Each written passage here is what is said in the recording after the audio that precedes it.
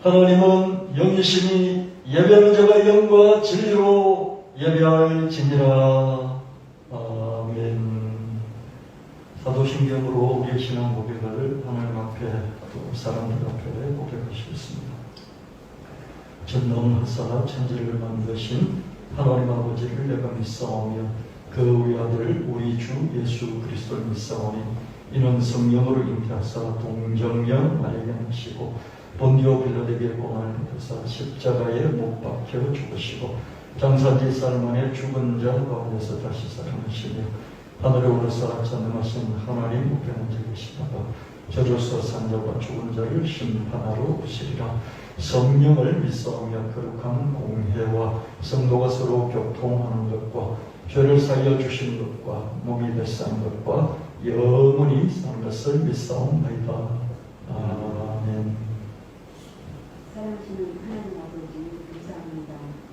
복된 날을 허락하시고 높고 위대하신 여호와 하나님께 예배로 모이도록 지키시고 인도해주신 하나님 찬양합니다. 감사합니다. 경배를 드립니다. 이만 다해 신령과 진리로 예배 드리게 하옵소서. 말씀하시는 하나님 주님 앞에 바로 세워주셔서 우리를 살리시는 이 시간도 그 말씀으로 지치고 힘든 영혼이 힘을 얻고 새로워져서 팔 힘차게 각각의 여정을 잘 이어가도록 붙잡아 주시옵소서. 남가국의 복음통일 번영 통일 이루어 주시옵소서. 일만치와 성도들을 보호하여 주시옵소서. 선교사님들의 건강과 안전을 지켜주시고 필요를 채워 주시옵소서. 부정자들이 정쟁을 멈추고 이타적인 마음으로 정책을 펼쳐가게 하옵소서. 예수나비교의 한 마음으로 기도합니다.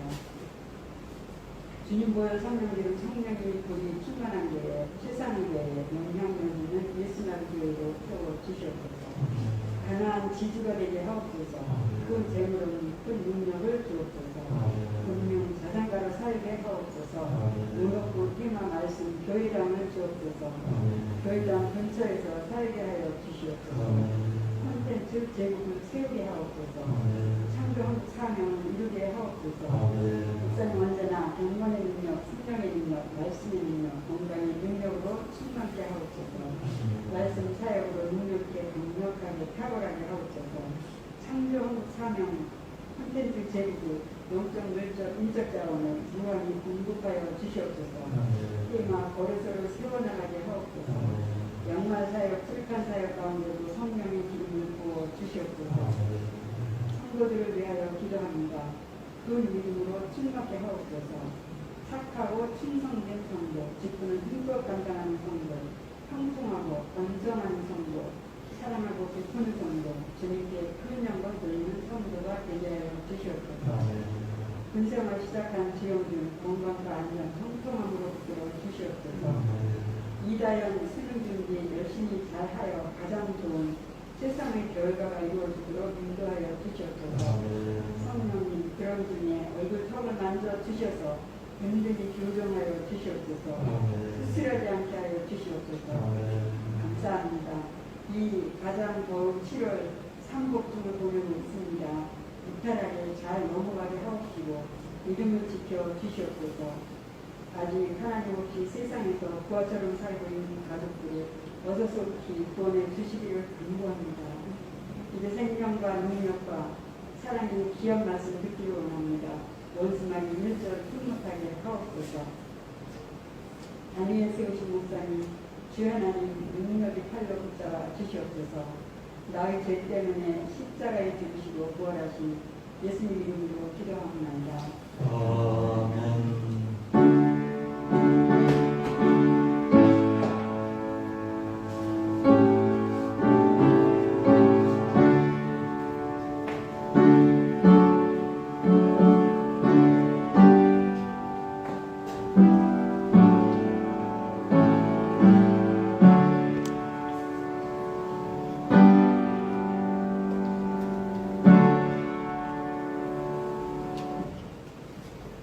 하나님 말씀 역대상 29장 12절, 이사야 60장 11절, 요한복음 14장 12절. 두와 귀가 주께로 말미암고 또 주는 만물의 주제가 되사 손에 권세와 능력이 있사오니 모든 사람 크게 하신가 강하게 하신 주의 손이 있나이다.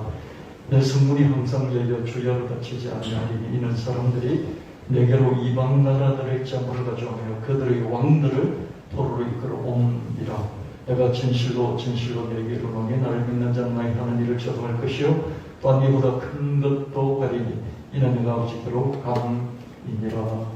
아멘. 찬송 524장 주님께 드리시겠습니다.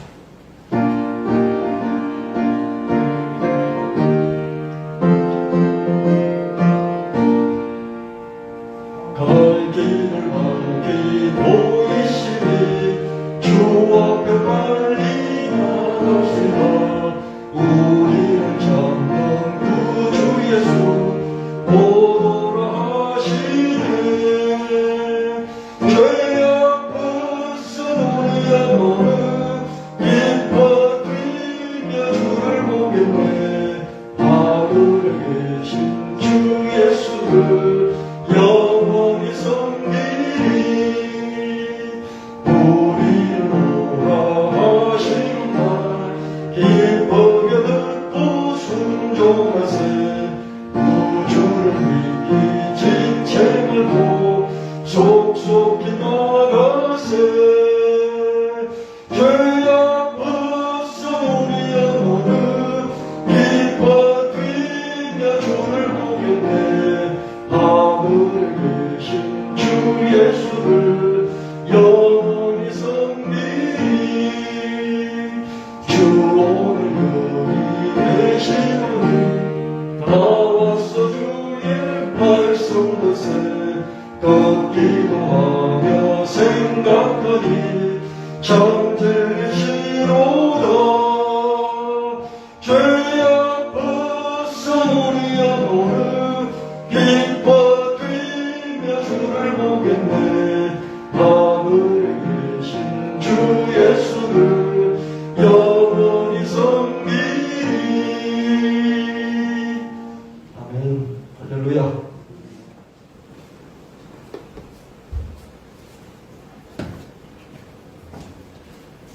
오늘 요한복음 21장 부활하신 예수님을 만난 베드로 이야기를 해보겠습니다.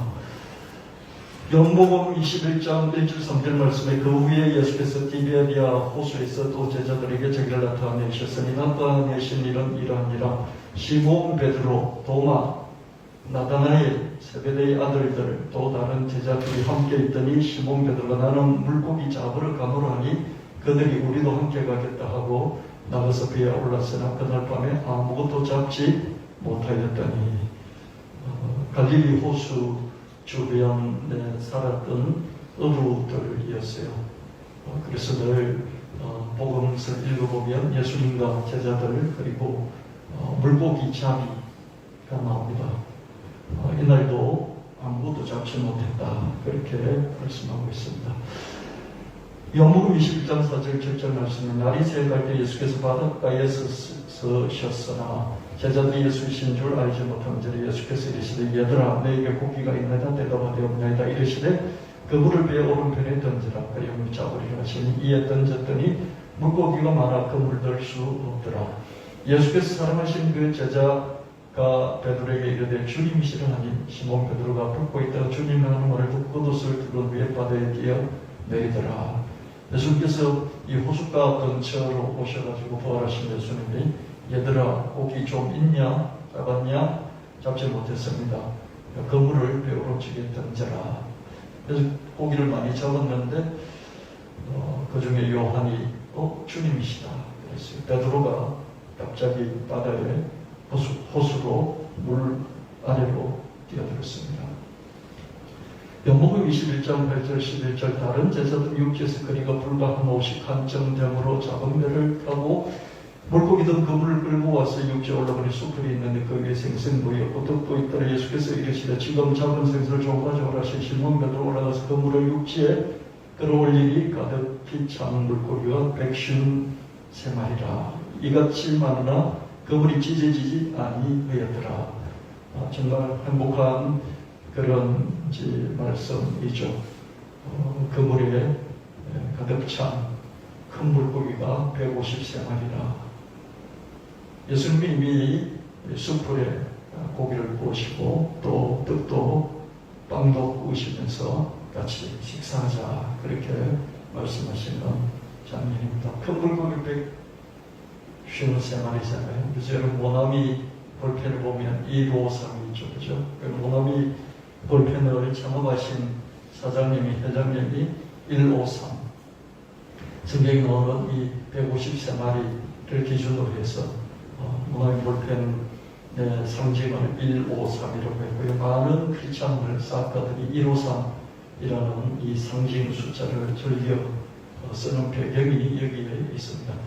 베드로는 부활하신 예수님 한두 번 만났지만 예수님 빈자리를 견디기가 어려웠을 것입니다. 여러분 무엇이든지요 거기에 헌신하고 투신하면 투신했는데 그게 없어지면 그 허탈함은 이루 말할 수가 없는 것이죠.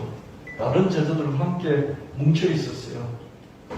힘드니까 그죠? 그렇지만 허전함을 달랠 수가 없었습니다. 그래서 물고기나 잡으러 가겠다 그렇게 했고요. 그랬더니 다른 제자들도 우르르 야 함께 가자 같이 가자 그렇게 말했습니다.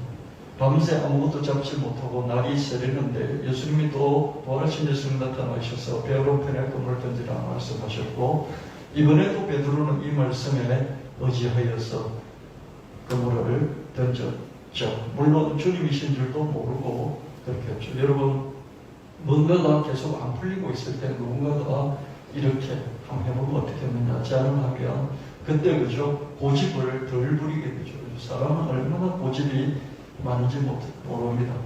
뭐 4살, 5살 되는 이런 아이들도 어떻습니까? 엄마가 아버지가 이렇게 저렇게 교정을 해주려고 하면 딱 손부리치고 자기 가고 싶은 데를 가잖아요.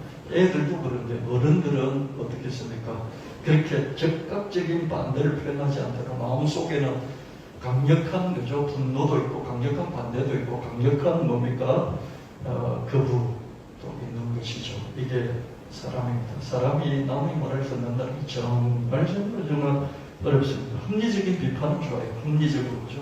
이건 옳다 그러다 좀 더 따져보고 좀 더 조사해보고 그쪽에서 전달하는 게 진짜 옳은지 완벽하게 100%다 알 수는 없지만 그래도 정해주는 것만 듣지 않고 좀 조사를 해보고 이런 건 정말 합리적인 것이면 정말 필요한 것이죠. 그죠? 건설적인 비판 이런 거는 괜찮습니다. 이는 무조건 맹목적으로 받아들이는 것도 문제가 있고요. 또 무조건 반대하는 것도 문제가 있습니다. 대부분 사람들은 새로운 것을 수용하기보다는 일단 그거부터 하고 보죠. 그죠? 근데 그거를 하더라도 점점점 동화되어서 새로운 것을 받아들일 수 있으면 그건 참 좋은 것이죠. 근데 끝까지 거부만 하는 그런 경우도 있습니다. 그럼에도 불구하고 어떻습니까? 베드로는 상당히 수용 탄력성이 있는 편이죠. 그죠? 뭐 잘 안 풀렸지만은 그런 누군가가 제안을 하면 그 제안에 대해서 진지하게 생각하고 받아들이고 한번 해본다는 것이죠. 요한이 주님이시다 이렇게 말하자 막 혼자말로 주님이시다 이렇게 했죠. 베드로는 후다닥 배에서 뛰어내렸습니다. 배가 육지에서 한 100m, 무식하니까 한 100m 정도 떨어져. 이 육지에서 한 100m 떨어져 있으면 그 거리가 짧잖아요. 그죠? 배를 지어서 가든지 뭐 헤엄쳐서 가든지 비슷할 것 같은데 헤엄을 얼마나 잘 쳤든지 빨리 먼저 도착했죠. 그죠? 100m쯤 떨어져 있는데 굳이 헤엄칠 이유가 있었을까? 그만큼 베드로는 예수님에 대해서 마음이 너무 급해 있었던 것이죠. 베드로는 어디서 뭘 하든지 주님 생각으로 가득했을 것이고요. 물고기를 잡으러 간다 그랬지만은 주님 생각을 떨칠 수 없었고 그물질을 하는 중에도 주님 생각을 떨칠 수 없었을 것입니다. 부활하셔서 나타나셨는데 그때 진짜 주님이실까?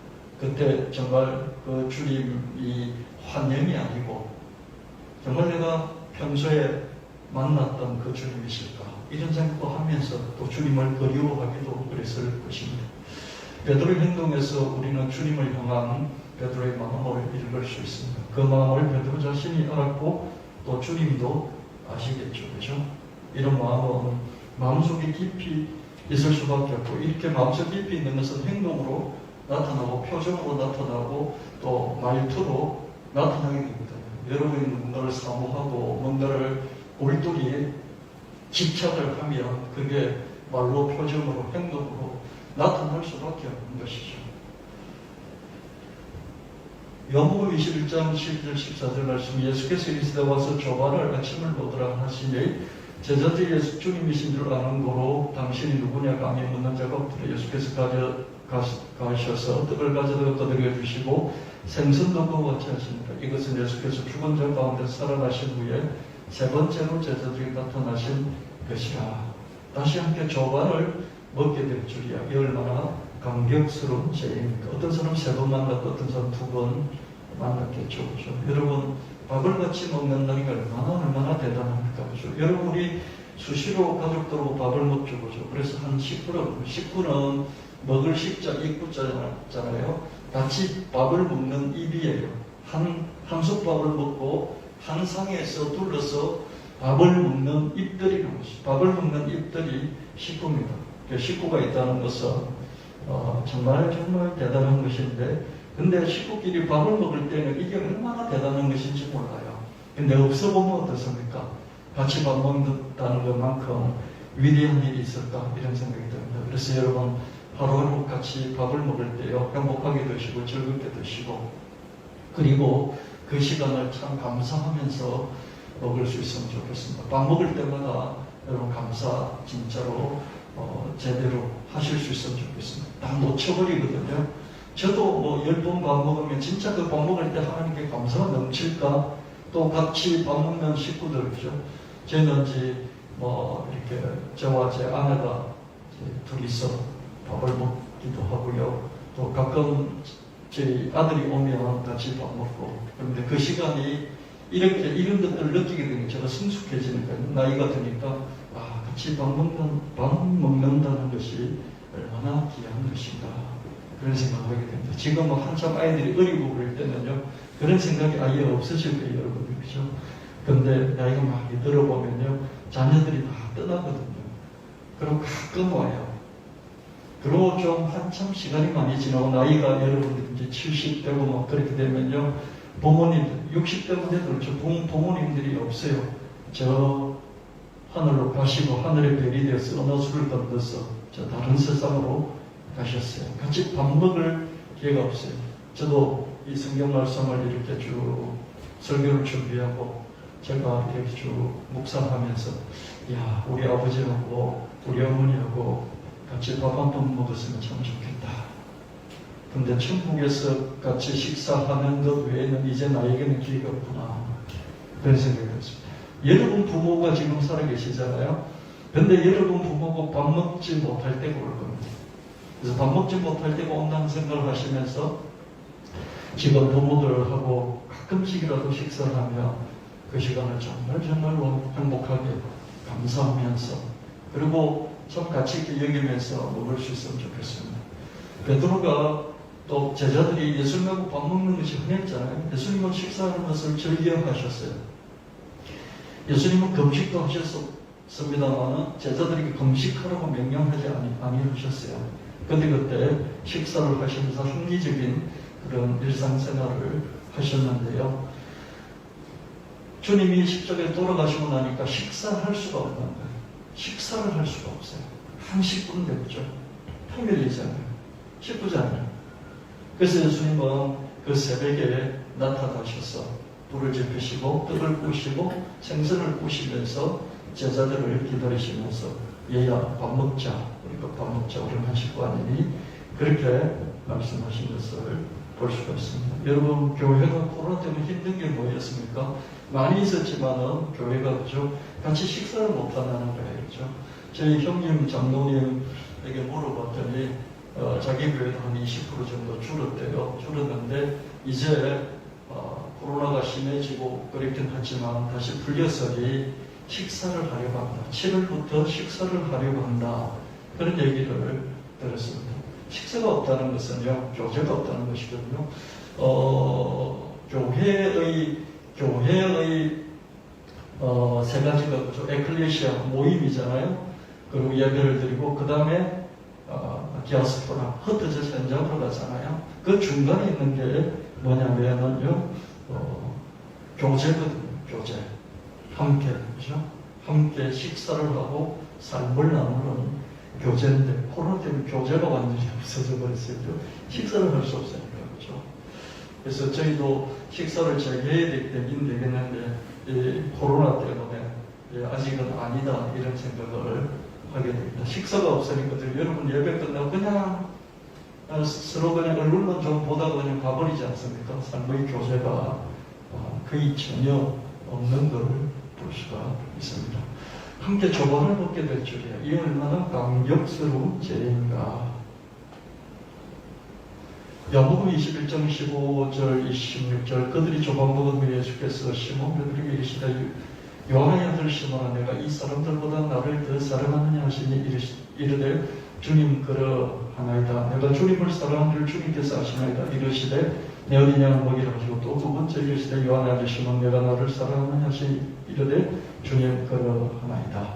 내가 주님을 사랑한 줄 주님께서 아시나이다. 이르시되 내 양을 치라하시고 두 번씩 예수님께서 너 나를 사랑하니 어느 정도로 사랑하니 이 모든 다른 제자들이 나를 사랑하는 그것 이상으로 내가 너를 사랑하니 내가 너를 최고로 사랑하니 이렇게 두 번씩 물어봤을 때 베드로는 당연하죠. 당연히죠. 그렇게 대답을 했습니다. 아침 식사 후 예수님 베드로를 콕 집어서 말씀하신 다른 제자들이 나를 사랑한 것보다 너가 나를 더 사랑하느냐? 한마디로 너 사랑이 가장 큰 사랑이냐? 두 번 물어보셨습니다. 베드로가 그렇다고 베드로 예수님은 어떤 칭찬도 없이 베드로에게 그저 사명이 뭡니까? 일을 시키는 거죠. 일을 시키십니다. 내 양을 먹이라. 견고한 사랑이 확실하다면 그 다음부터는 칭찬받기는 그냥 사명의 짐을 감당해야 되는 걸 볼 수 있습니다. 여러분 정말 주님을 사랑하십니까? 그리고 교회를 사랑합니까? 여러분 목사를 신뢰합니까? 그럼 더 이상 칭찬을 받고 격려를 받고 이런 게 아니라 여러분 해야 될 일을 묵묵히 끝까지 최선을 다해서 하는 그게 참 일꾼이다. 그런 말씀을 볼 수 있습니다. 주는 그리스도시요 살아계신 하나님의 아들이십니다. 공생의 한참일 때 그죠? 베드로가 예수님을 향해서 주는 그리스도시요 살아계신 하나님의 아들이십니다. 너희는 나를 누구라 하느냐? 뭐 엘리야라 그럽니다. 뭐 큰 선지자라 그럽니다. 그래? 그렇다면 너희 제자들은 나를 누구라 하느냐? 이렇게 예수님께 질문 물으셨을 때 베드로가 주는 그리스도시요 살아계신 하나님 아들이십니다. 이렇게 웅장하게 고백을 했지 않습니까? 그랬더니 예수께서 바요나 시몬아 시몬의 아들 요나의 아들 시몬아 너는 정말 복있다. 이를 하나님께서 내게 알게 하셨다. 내가 너희 이 신앙 고백 위에 이 고백 위에 이 신앙의 고백 위에 내 교회를 세울 것이다. 음부의 근세가 흔들지 못할 것이다. 이렇게 위대한 전무후무한 그런 칭찬을 베드로에게 퍼부어 주셨죠. 그죠? 이런 칭찬을 받고 베드로는 정말 뿌리 깊게 이제 주님을 사랑하는 그 사랑이 강력한 믿음으로 견고하게 확립이 된 것이죠. 그것을 주님께서 한 번 물어보고 또 한 번 물어보고 계속해서 물어보고 계십니다. 당연합니다. 이렇게 대답했을 때 그래 진짜냐? 그러면서 예수님 칭찬하시지 않고 내 양을 먹이라, 내 어린 양을 먹이라, 내 양을 치라 사명을 주셨던 것을 볼 수 있습니다. 칭찬이 없습니다. 여러분 아이들에게는 칭찬이 많이 필요하죠.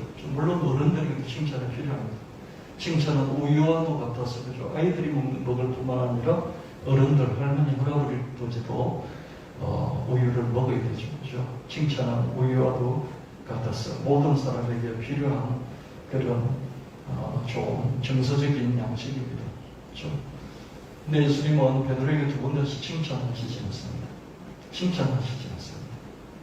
여러분이 하나님의 칭찬이나 목사의 칭찬이나 이런 칭찬에 목말라 있다면 계속해서 여러분이 사랑을 확인하고 또 사랑을 많이 받으시고 그리고 여러분들이 정서적으로 계속 채워서 믿음이 돋구며져서 이제는 칭찬 안 하셔도 됩니다. 칭찬 자꾸 하시면 칭찬 가끔 하시면 괜찮은데 자꾸 하시면 쪽팔립니다.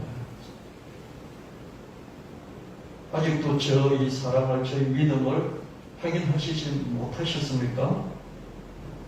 제가 주님을 사랑하는 줄 주님께서 아시지 않습니까? 근데 이런 애들에게 하는 칭찬 그만하시고 제게 일을 맡겨주십시오. 사명을 주십시오. 이렇게 주님께 나가야 될 줄로 믿습니다. 나중에 베드로가 어떻습니까? 로마 선교를 가잖아요. 근데 핍박이 너무 심해서 다시 도망을 치잖아요. 도망치는 그 길에서 그죠? 코바디스 도미네. 누군가 이렇게 오는데 그죠? 쭉 오는데 자기가 이렇게 도망쳐 오는 그 길 반대로 이렇게 쭉 오는데 쓱 지나가는 거예요. 보니까 주님이신 것 같은 거죠. 주님 같은 거예요. 그래서 코바디스 도미네. 주님, 어디로 가십니까? 이렇게 물었잖아요. 그때는 주님께서 너가 도망가는 그 로마로 내가 다시 들어간다. 그렇게 주님이 말씀하셨다. 그게 영화 코바디스의 그 메시지이지 않습니까? 그렇죠? 주님은 베드로 보고 야, 핍박 그렇게 받아서 얼마나 힘드니? 내가 너와 함께 하느니라. 세상 끝날까지 함께 하느니라. 힘내라. 용기를 가져. 이렇게 말씀하시지 않고 그죠? 네가 도망가냐? 내가 다시 로마 가서 십자가에 못 박힐게. 그러면서 주님께서 베드로를 대하신 그런 걸 볼 수 있습니다. 여러분, 사랑이 이렇게 가득 차면 그 다음에는 책임을 지는 것을 주님께서 요구하시는 것을 볼 수가 있습니다. 요한복음 21장 17절 18절 말씀, 세 번째 이르시되 요한의 아들 시몬 내가 너를 사랑하느냐 하신 주께서 세 번째 내가 너를 사랑하느냐 하심으로 베드로 근심하여 이르되 주님 모든 것을 아시오 내가 주님을 사랑하는 줄을 주님께서 아시나이다. 예수께서 이르시되 내 양을 먹이라. 내가 진실로 내게 이르노니 네가 젊어서는 스스로 띠띠고 원하는 곳을 다닐 거리와 늙어서 내 팔을 벌리는 남이 내게 띠띠우고 원하지 아니하는 곳으로 데려가리라. 제가 군대 갔다 와가지고 여름이 되었을 때 수련회가 있었어요. 그 대학생 수련회가 있었는데 거기 갔었어요.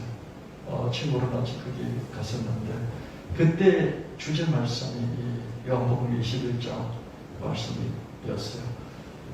청년 때이기 때문에 그죠? 감수성이 정말 예민하고 정서적인 그런 반응들이 있을 때이지 않습니까? 그죠? 그래서 예수님이 너가 나를 사랑하느냐? 여기 있는 모든 사람들이 나를 사랑하는 것보다도 네가 나를 더 사랑하느냐?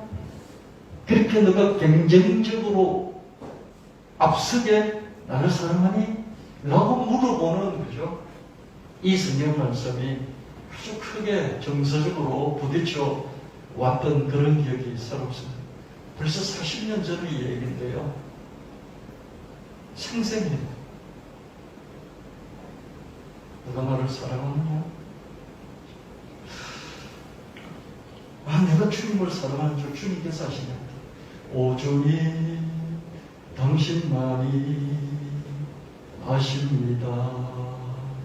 그 찬양, 그죠? 고스펠도 있지 않습니까? 그죠? 한때 참 많이 유행을 했었죠. 그죠? 근데 이런 질문이, 내가 나를 사랑하느냐는 이 질문이, 그렇게 강력하게 정서적인 그런 리액션을 불러일으키는 그런 말씀인데, 저는 이렇게 깊이가 있는 줄 몰랐어요. 그냥 이런 좀 청년의 정서에 감정에 호소하는 그런 말씀인 줄 알았단 말이에요. 그죠? 그래서 근데 참 많이 뭐라고 그럴까요? 감동을 많이 받았어요. 그래서 주님을 사랑한다고 고백하고 주님을 위해서 살아야지. 이런 막 감동도 있고 어떤 분은요 나이가 65세가 됐는데요. 베드로가 내가 열정만큼은 베드로가 주님을 사랑한다고 고백했던 그거보다도 내가 더 주님을 사랑해. 난 이걸 뺏기지 않을 거예요. 내가 천당 가도 베드로가 주님 옆에 있으면 베드로 확 밀쳐버리고 그 옆에 주님 옆으로 갈 거야. 뭐 이런 분이 있어요. 그죠? 아직 청년의 열정이 있는 것이죠. 근데 이 말씀은 사랑으로 이제 확인될 대로 확인되어서 이제 더 이상 사랑을 확인하지 않고 너가 나를 사랑은 내가 알겠고 나도 너를 사랑하고 신뢰하니 거기서 멈추지 말고 너는 나를 위해서 목숨을 바칠 수 있겠느냐. 이런 정말 엄청난 현장이었다는 것을 이제는 성숙한 믿음의 단계에서만 보게 되는 것이죠. 세 번째 물어보십니다.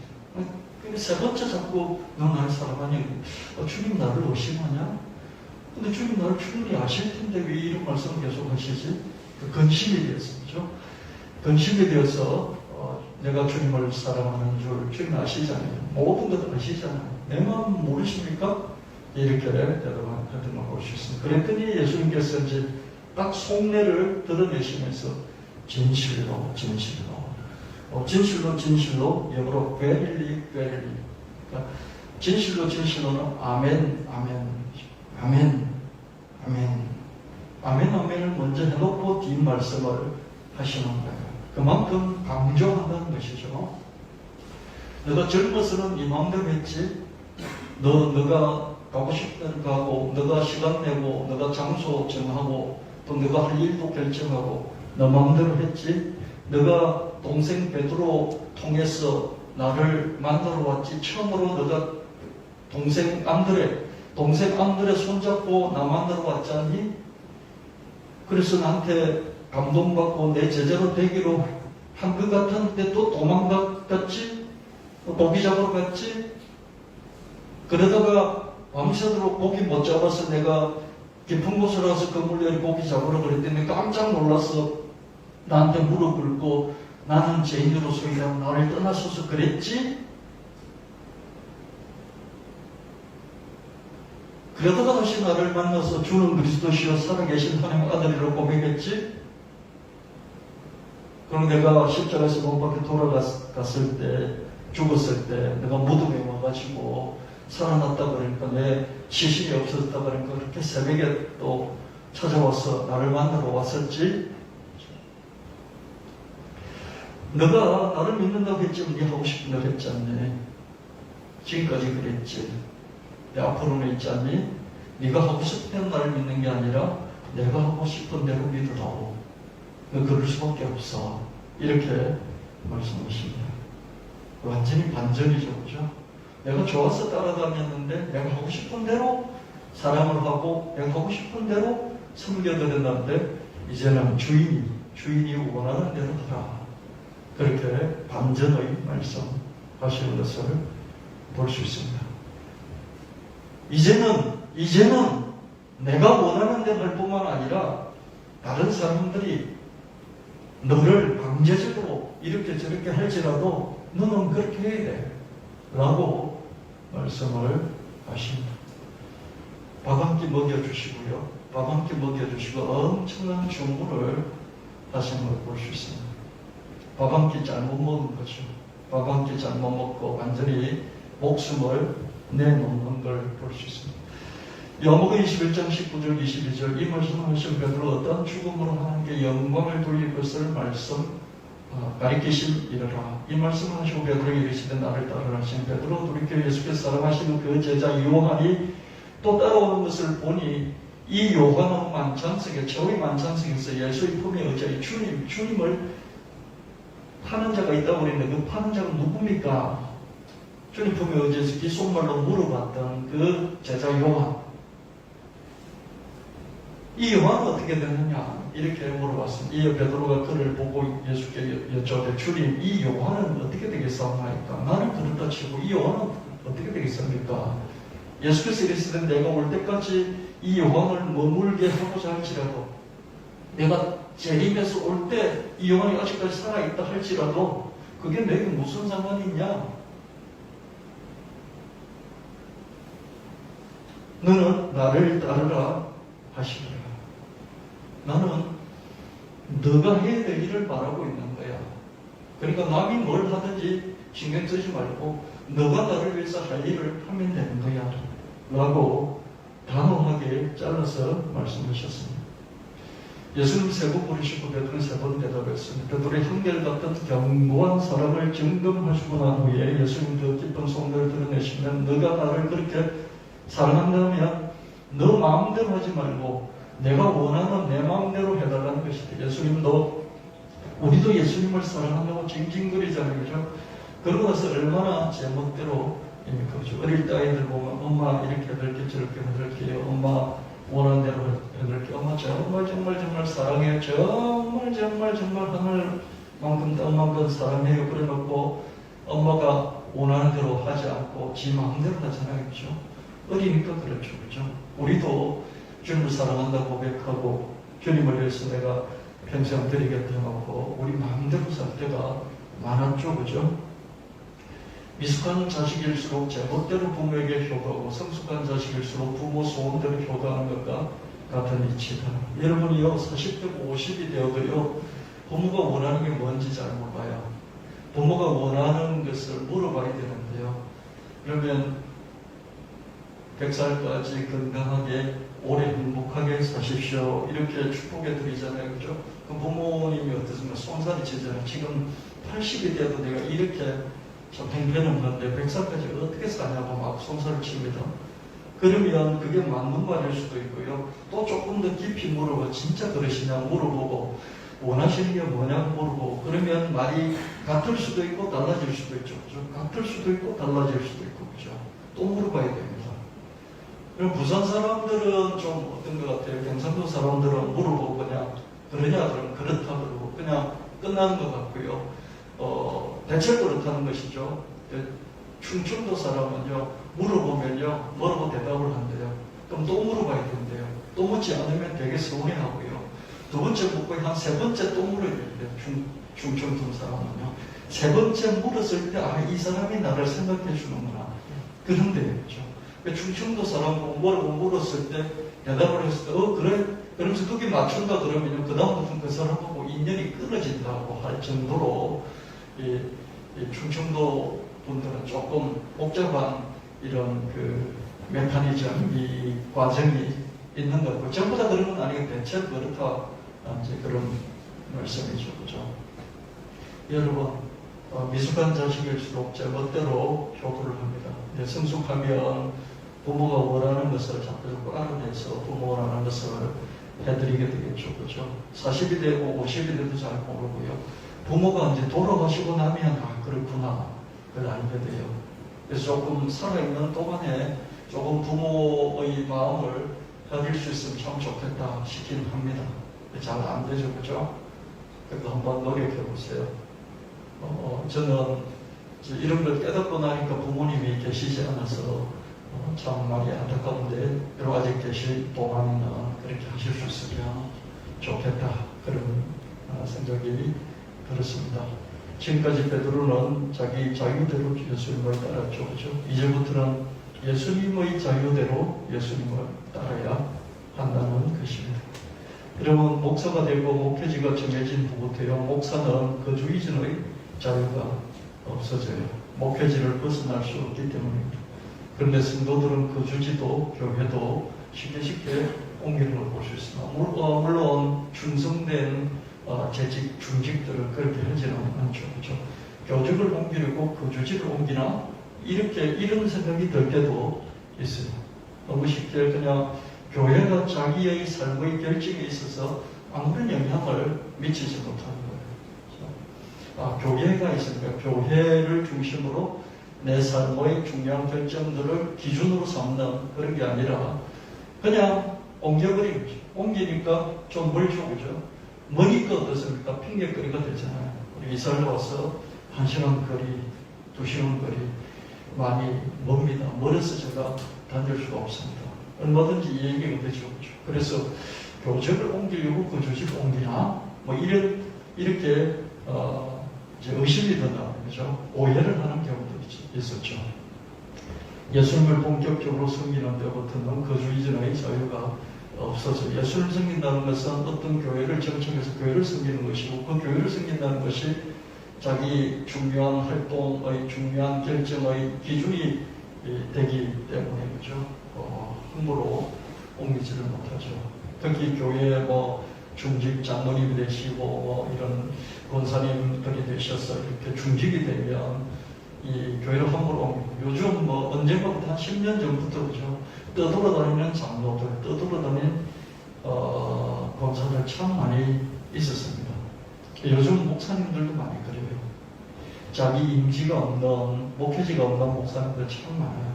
그래서 많이 떠돌아다니는 목사님들도 있는 그런 상황이긴 합니다. 목회지가 정해지면 그 주의전의 자유가 없어요. 제가 그저 저기 서울의 교회 근처에서, 청년대 성교는 교회 근처에서 이사가서 거기서 살았어요. 거기서 한참 살다가 제가 신학 공부를 하면서 3번으로 이사를 갔더라고요.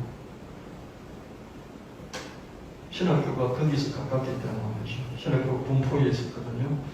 그래서 3번으로 이사를 갔다. 3번에서 그 다음으로 이사한 게 여기예요. 근데 여기서 제가 22년째 살고 있거든요. 한 번도 이사를 할 수가 없어요. 여기서 그냥 사는 거예요. 22년 동안. 어떨 때까지 살겠죠.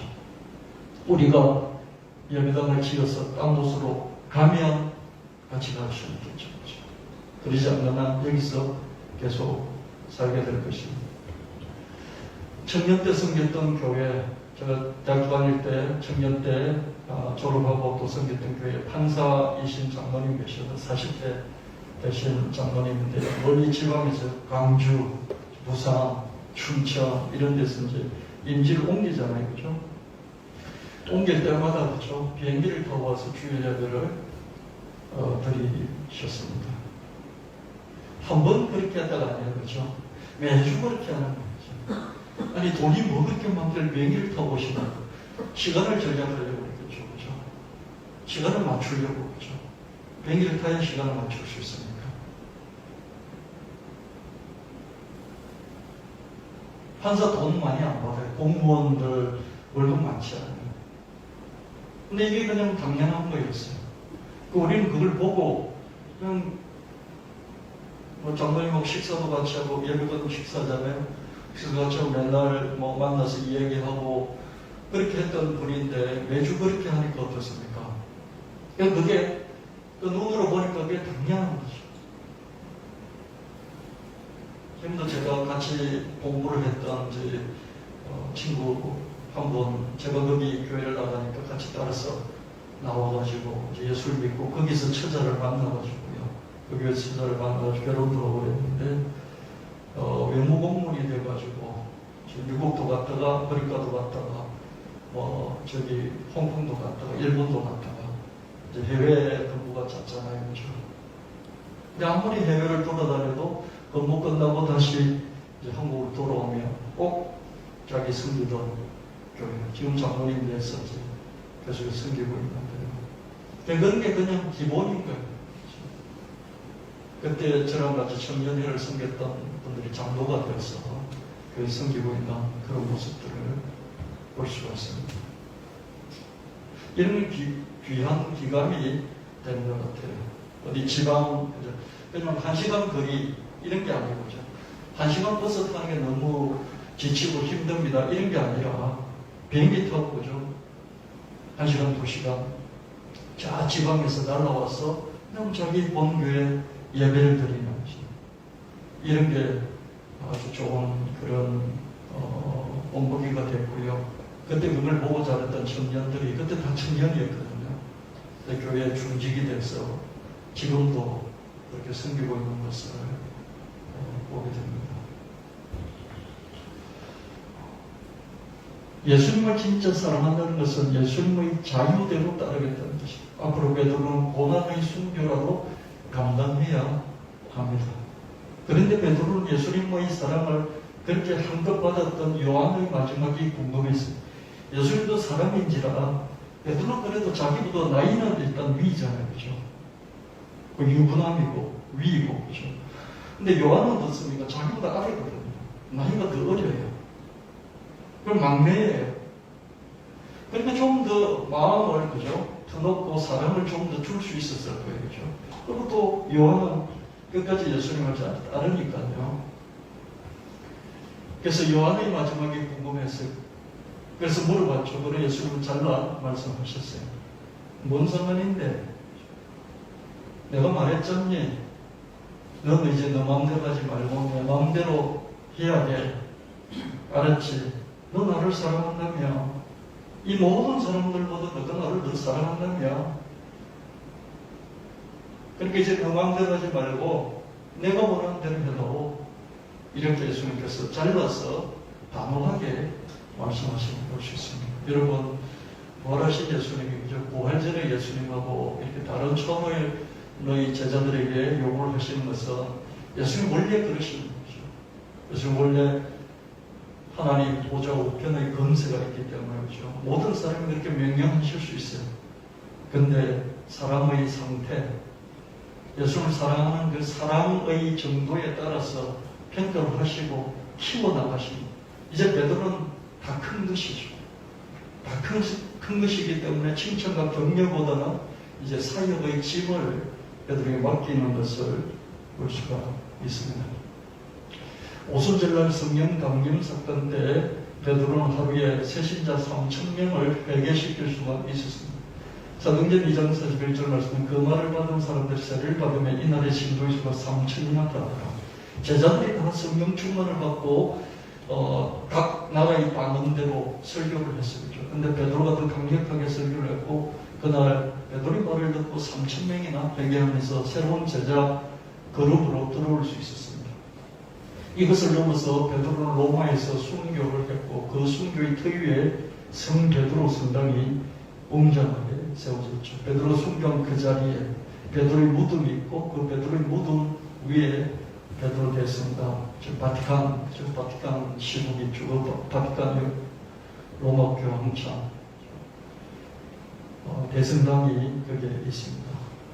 저도 다른 곳보다는 이게 베드로 대성당 한번 꼭 방문을 하고 싶다, 그런 마음이 있습니다. 주님께서 기회를 주실 줄 믿습니다. 사랑은 자유가 아니라 책임이라는 거죠. 사랑은 자유, 내 마음대로 사랑하는 사랑이 아니라, 그런 자유가 아니라 책임을 지는 것이라는 거죠. 수고하고 묵은 집, 자기 집을 벗으려고 우리 예수님을 만났잖아요.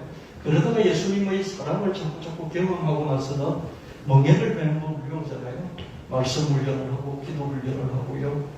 여러분, 제가 목사 되려고 공부를 10년을 했잖아요.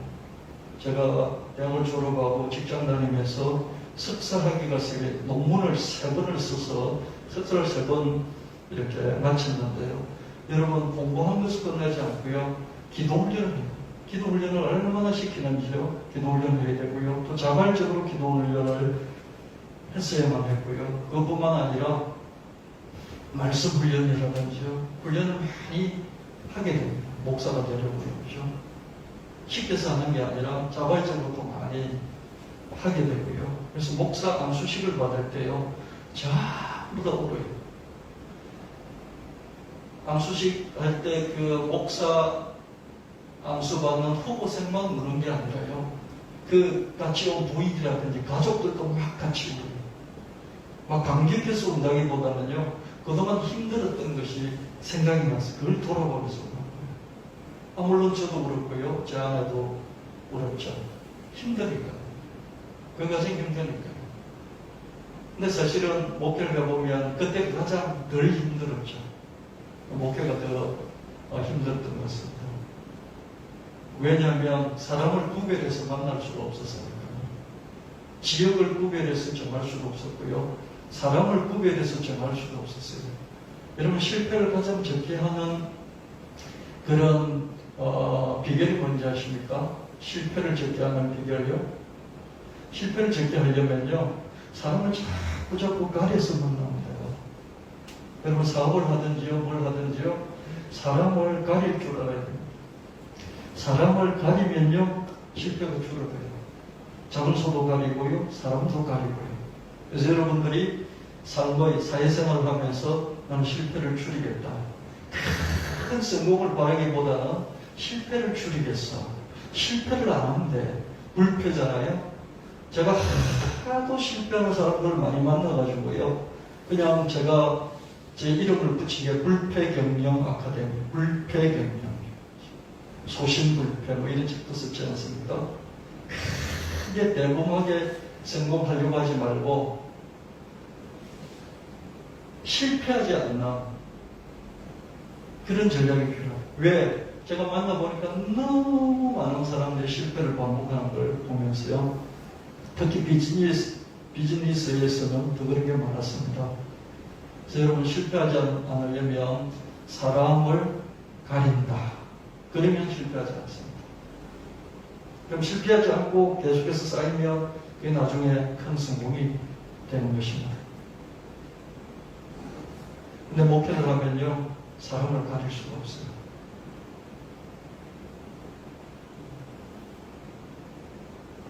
장소도 가릴 수가 없어요. 이제 베드로에게 이런 요구를 하시는 거예요. 장소도 내가 정하는 곳에 네가 가야 돼. 저는 여기 있는 줄도 몰랐어요. 시화라는 곳이 있는 줄은 몰랐어요. 제가 여러분께 가끔씩 말씀드렸죠. 안산에 한번 와봤다. 안산에 중소기업 연수니까 거기 한번 와서 연수를 받은 적이 있고요. 그 외에는 거기 안산에 처음으로 한번 오본 거예요. 이쪽 지역에 있는 줄 알지를 못했죠. 근데 내가 원하는 것이 아니라 하나님이 원해서 가라 그러면 가야 되는 이게 목사인 것이죠. 이제 베드로는 영어도 모르니까, 히브리어도 모르니까, 헬라어도 모르니까, 히브리어는 잘했겠죠. 헬라어를 모르니까, 히브리어를 알아도 글은 못 썼겠죠. 말은 할 줄 알아도 히브리어를 쓸 줄을 몰랐죠. 만국 공통어였던 헬라어도 알 수가 없었죠. 근데 하나님은 로마로 보내시는 거예요. 싫어요. 나는 헬라어도 할 줄도 몰라요. 나는 어부 갈릴리 촌동네 어부가 뭘 할 수 있겠습니까? 싫습니다. 네가 싫냐? 내가 뭐래? 그러니까 너가 가. 이게 베드로의 앞으로의 삶이 되는 것이죠. 수박 묵은 자기 집을 벗으리고 예수님을 찾았다가 예수님이 진짜 백이 사랑을 경험하고는 이제는 멍에를 매면서 기도 훈련도 하고 말씀 훈련도 하고 전도 훈련도 하고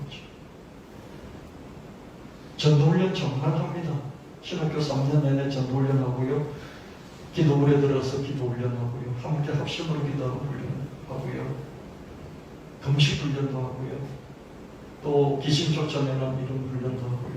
다 이렇게 합니다. 그냥 공부만 한 게 아니라 이런 훈련들을 다 하면서 자기 멍에를 메고요. 그리고 사람을 가리지 않고 아무에게나 하나님 사랑을 전하고요. 그러면서 자기 짐을 다시 짊어지게 되는 것이죠. 예수 안에서 자유하기 위해서 예수를 만났다가 이제는 그 자유를 자기 짐을 다시 짊어지는 자기 십자가를 짊어지는 그런 삶을 사는 것을 볼 수 있게 됩니다.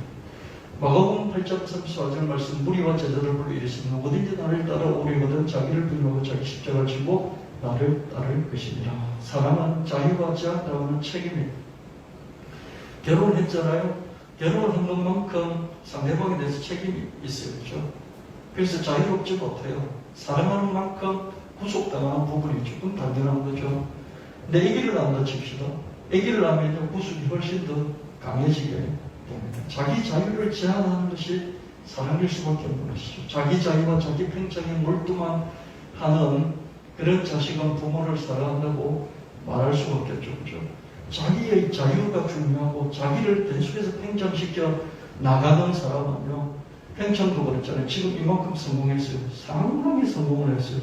그래도 더 자기를 확장시키고 싶어요. 그럼 부모를 돌볼 겨를이 없겠죠. 그렇죠? 그래서 자기 자유가 중요하고 자기 팽창이 확장이 중요하면 부모에게 쓸 시간과 마음이 있을 수가 없는 것이죠.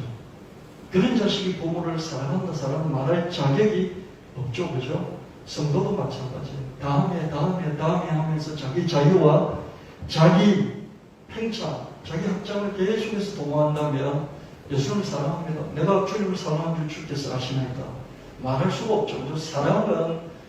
사랑은 자기의 자유가 제한당하면서 자기가 하고 싶은 목표가 제한당하면서 하나님의 목표, 예수님의 시간으로 대체가 되어버리니까 거죠. 목숨까지도 자기 목숨이 예수님 목숨으로 대체가 되어버리는 거죠. 우리가 완전히 그렇게는 할 수 없지만 그래도 진짜 사랑한다 그러면 그렇게 전환될 수 없어요. 여러분, 누구의 아버지가 되고 누구의 어머니가 돼가지고 나는 나의 자유를 위해서, 나는 내 목표를 위해서만 살 거야 라고 말할 수가 있겠습니까?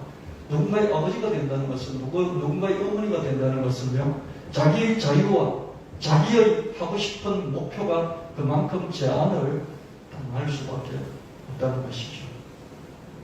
여러분 주님을 사랑하십니까? 오 주님 당신이 아십니다. 내 마음 아시잖아요. 정말 나는 주님을 사랑하십니다. 여기는 모든 사람들이 주님을 사랑하는 것보다 나는 주님을 더 사랑해요. 정말 경쟁적으로 주님을 사랑하는 그게 있어서 내가 누구에게도 지지 않아요. 그런 마음이 있습니까? 목사님 그런 마음을 한 번도 품어본 적이 없어요. 그럴 수도 있겠고 나는 상당히 주님을 남보다도 더 앞서서 선두적으로 사랑하려고 합니다. 그런 사람도 있겠고 그렇죠. 진정한 사랑은 자기 멍에를 메고 자기 짐을 지기 시작한다는 것이죠. 사랑의 결실이 결혼이고요. 사랑의 결실이 그 결실이 자식이라는 게 아니에요. 그 사람 때문에 자기의 자유가 많이 제한되는 것을 볼 수가 있을 것입니다. 이게 갈등이죠. 그렇죠? 딜레마인 것이죠. 예수님을 진짜 사랑했던 베드로 한 사람에게 예수님은 하루에 세신자 3,000명을 붙여주셨어요.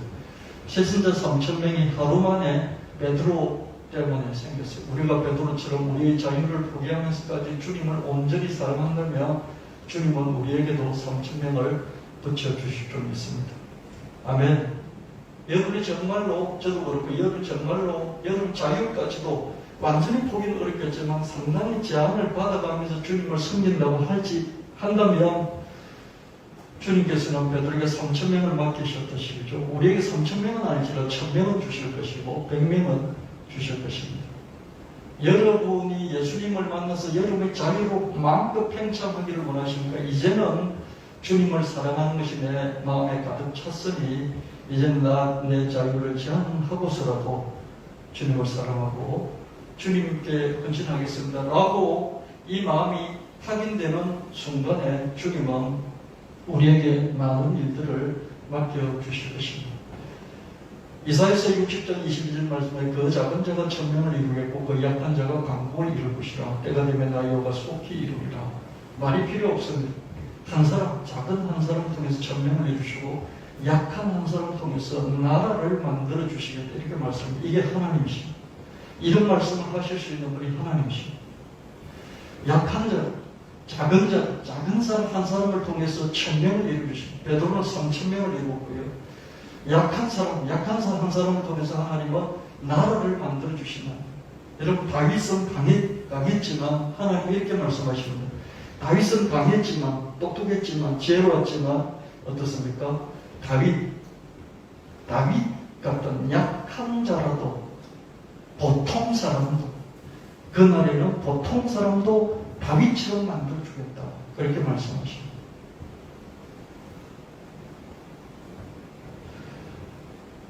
이사야 60장 11절 말씀 내 성문이 항상 열려 주야로 닫히지 아니하리니 이는 사람들 내게로 이방 나라들이 재물을 가져오며 그들의 왕들을 포로로 이끌어옵니다.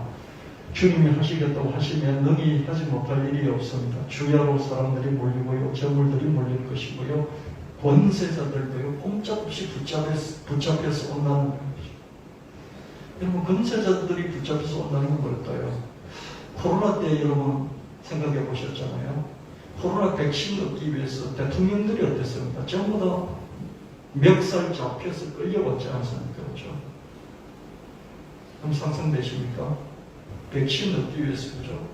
특히 좀 중진국, 후진국 나라의 대통령들, 권세자들이 어땠습니까? 멱살 잡혀서 포로처럼 끌려왔잖아요. 그렇죠? 그렇지 않습니까? 백신 100만 회 분량을 얻기 위해서 그죠? 1000만의 분량을 얻기 위해서 얼마든지 이룰 수 있습니다. 어떤 새로운 신기술이 있다면 내가 그걸 개발했던 어떻습니까? 나라의 권세자들이 그걸 얻으려고 그죠? 자기 나라의 경제, 산업을 일으키려고 방문을 하죠. 그죠? 그럼 그 공장을 이렇게 견학을 하죠. 그죠? 전에 시진핑이 우리나라 왔었나요? 안 왔죠. 온 적 있습니까? 거기 총리가 왔나요? 한번 중국에서 고위 권력자가 왔을 때, 그죠? 삼성 반도체 공장 들리고 그랬지 않습니까? 아이들이 왔을 때인가요? 평택 그 공장 들리고 그랬죠. 그죠? 멱살을 딱 붙잡아서 거기 끌고 가는 거예요. 포로로 잡아볼 수 있습니다. 하나님께서 저와 여러분에게, 여러분 한 사람에게 이런 은사를 주실 줄 믿습니다. 우리의 자유를 베드로처럼 주님 앞에 내놓겠다 그랬을 때 우리를 얼마든지 쓰실 줄 믿습니다. 주야로 사람들이 모이고 재물들이 몰릴 것이다. 금세자들도 꼼짝없이 붙여질 것이다. 큰 재물 넣으면 큰 능력을 얻자. 금융자산도 얻자. 크게 쓰임받는, 베드로같이 크게 쓰임받는 사명자가 되자. 오늘 이렇게 말씀을 마무리하겠습니다. 기도합니다. 하나님 아버지 고맙습니다. 오늘 베드로를 부활하신 주님께서 두 번째, 세 번째 만나주시면서 베드로의 주님을 향한 그 사랑과 믿음을 확인하신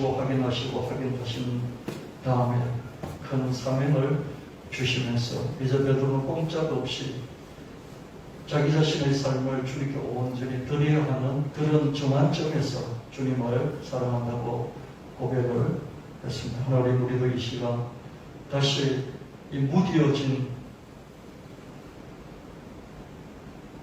우리의 마음을, 우리의 믿음을 다시 갈아엎고 새 마음으로 주님을 향해서, 주님을 바라보면서 이 베드로의 그 따뜻하고 참으로 뜨겁고 또 하나님 섬세한 그 사랑으로 주님 앞에 사랑한다고 고백할 수 있는 우리가 되게 하여 주시옵소서.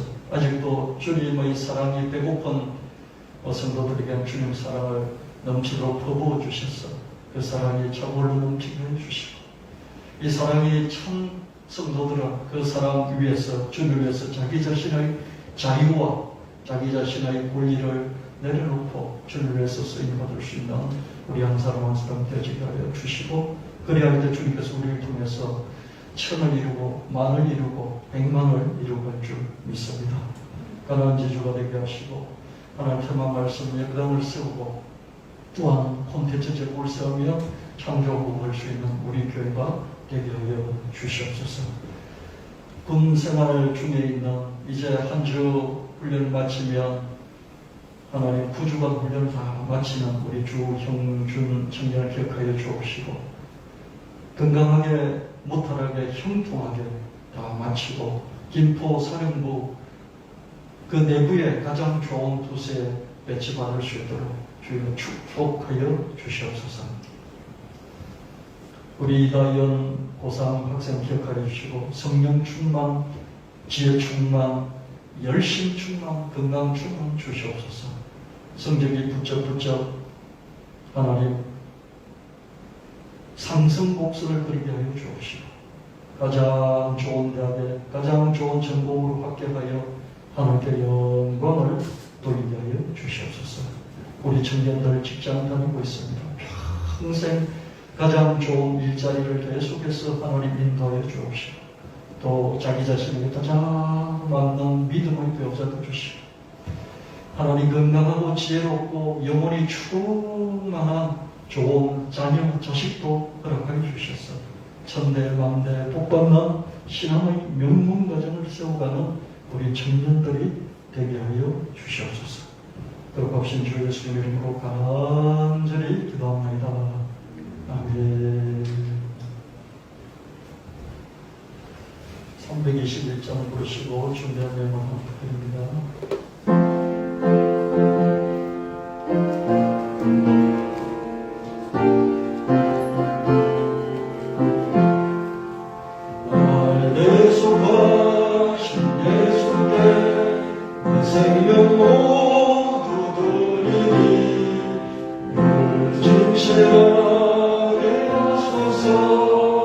내 구주 예수야, 나 구주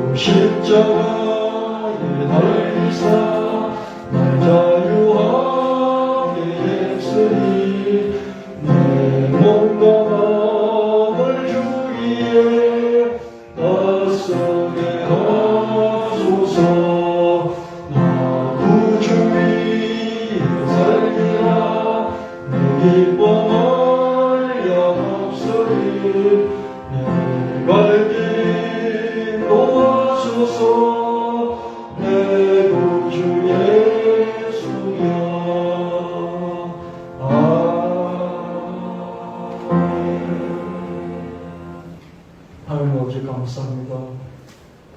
우리의 삶에서 소득이 있게 하셔서 감사합니다. 성과를 주시고 또 성적을 올려주시니 감사합니다.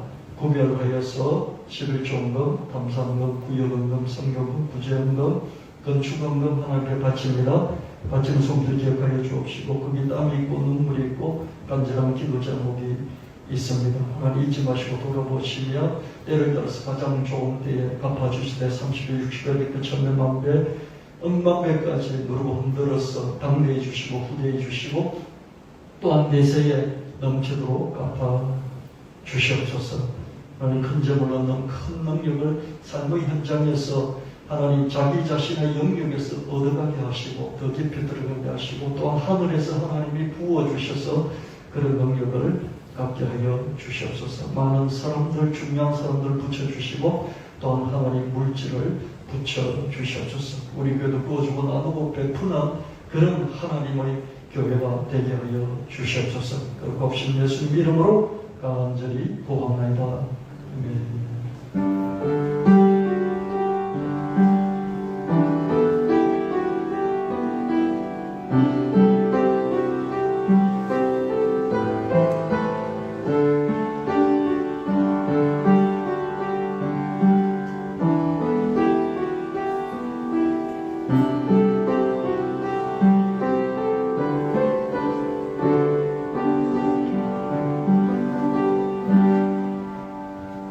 할렐루야! 이제 예배 축도하고 마치고 나서 기도하시고요. 간절히 여러분 기도하시길 바랍니다. 제가 여러분들을 위해서 기도하지만 제가 해드리는 기도는 좀 종합적인 그런 기도예요. 구체적인 기도를 제가 드리지 못하거든요. 그래서 전 여러분의 방향과 전체적인 것을 놓고 기도를 드리는데 구체적인 아주 디테일한 것들은 여러분 자신이 아시니까 꼭 예배 후에 1분이라도 좀 기도하시기를 바라고요. 그리고 그 자리에 앉아주시면 한 10분 정도 오늘 NLT 강의하고요. 한 달 정도 하면 끝나지 않을까 그런 생각이 들어서 저도 기분이 좋습니다. 여러분들 억지로 주일 예배 때 또 앉혀놓고 계속해 오기를 반복했는데요. 한 달 정도 하면 대략적으로 좀 마무리할 수 있지 않을까 싶어서 저도 기분이 좋고요. 그렇게 되면 이제 추가적인 것들도 조금 더 깊이 있게 다뤄드릴 수 있겠고 그렇습니다.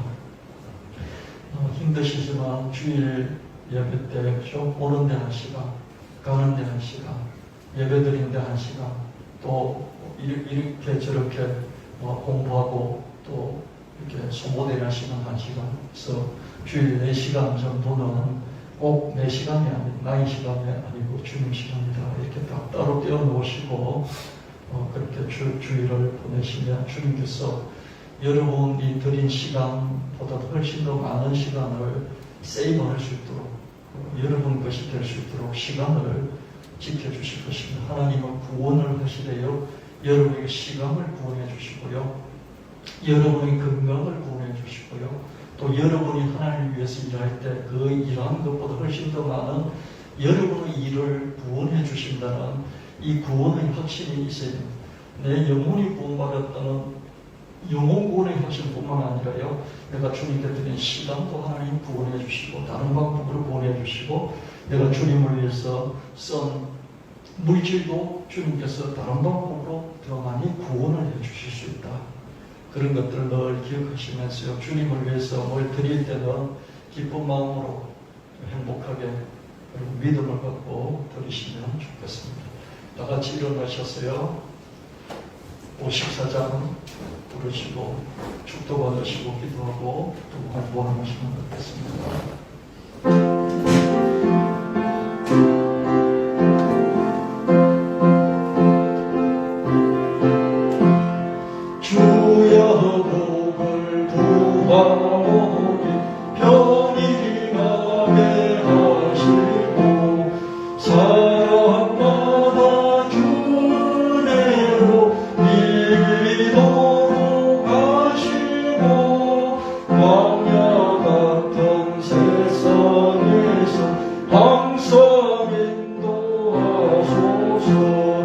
주의 목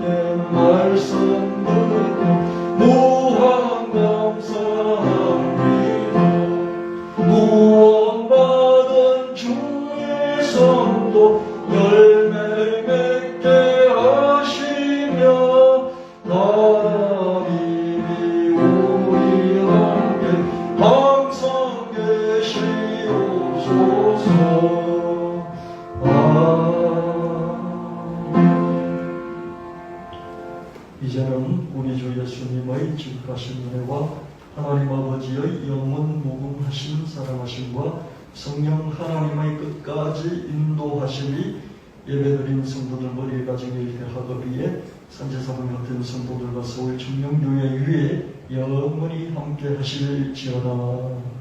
아멘.